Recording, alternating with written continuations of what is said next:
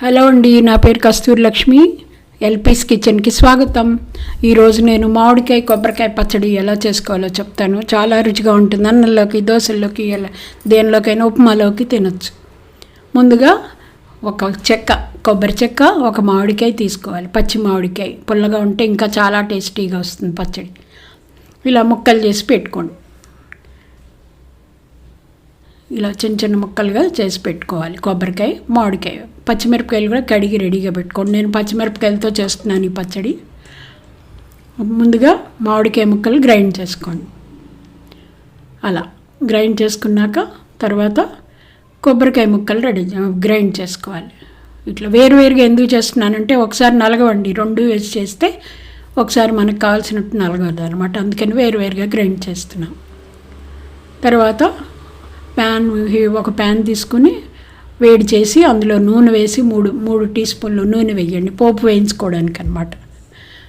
Oil వేడెక్కాక అందులో 1 table spoon మినపప్పు, 1 టేబుల్ స్పూన్ శనగపప్పు, 1/2 టీ స్పూన్ ఆవాలు, తర్వాత 1/2 టీ స్పూన్ మెంతులు పచ్చడిలో గ్యారంటీగా వేస్తారండి, చాలా బాగా రుచిగా ఉంటుంది అందుకని అనమాట.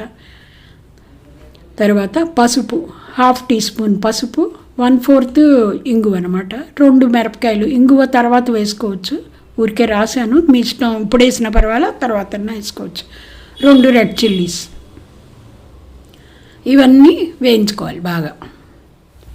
ఇలా గోల్డెన్ బ్రౌన్ వచ్చేయాలి, అప్పుడు చాలా బాగా వస్తుంది. చాలా ఈజీ అండి చేసుకోవడం, పోపు వేయించుకోవడం, మొక్కలు తిప్పుకోవడం, అంతే. చాలా ఈజీ చేయడం, చాలా రుచిగా ఉంటుంది. అలా వేయించుకున్నాక ఒక 6 గ్రీన్ చిల్లీస్ వేసుకోండి, పచ్చిమిరపకాయలు. మీకు ఎక్కువ కారం కావాలంటే ఎక్కువ వేసుకోండి, తక్కువ కావాలంటే తగ్గించుకోండి మిరపకాయలు. తర్వాత ఇప్పుడు వేసాను నేను ఇంగువ, 1/2 టీ స్పూన్ ఇంగువ వేసి, ఇంగువ వేయంగానే మంచి వాసన వస్తుంది. మెంతులు, ఇంగువ వాటి వల్ల మంచి వాసన వస్తుంది అనమాట. ఇలా ఇలా ఒక గిన్నెలోకి తీసుకుని ఉప్పు వేసుకోండి. 1 టేబుల్ స్పూన్ రాక్ సాల్ట్ వేసాను. మీరు మెత్తని ఉప్పు అయితే కొంచెం తగ్గించుకోవాలి, 3/4 వేసుకోవాలి. తర్వాత గ్రైండ్ చేసుకోండి చల్లారాక. ఇలా గ్రైండ్ చేసుకున్నాక అందులో మనం గ్రైండ్ చేసి పెట్టుకున్న మామిడికాయ, తర్వాత గ్రైండ్ చేసి పెట్టుకున్న కోకోనట్ కొబ్బరి వేసేసి 2 నిమిషాలు తిప్పండి. మరీ మెత్తగా కావాలంటే మీకు పచ్చడి మెత్తగా చేసుకోండి, కోర్సుగా కావాలంటే కోర్సుగా అనమాట. నేనైతే కొంచెం మరీ మెత్తగా కాకుండా మరీ పొడి కాకుండా చేసుకున్నాను. మీకు ఎలా కావాలో అలా తిప్పుకోవచ్చు, మెత్తగా కూడా అవుతుంది.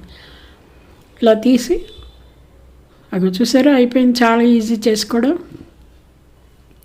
దాన్ని గిన్నెలోకి తీసుకుని గార్నిష్ చేసుకోండి.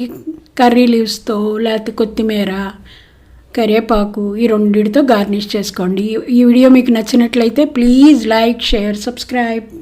Thank you for watching. Thanks.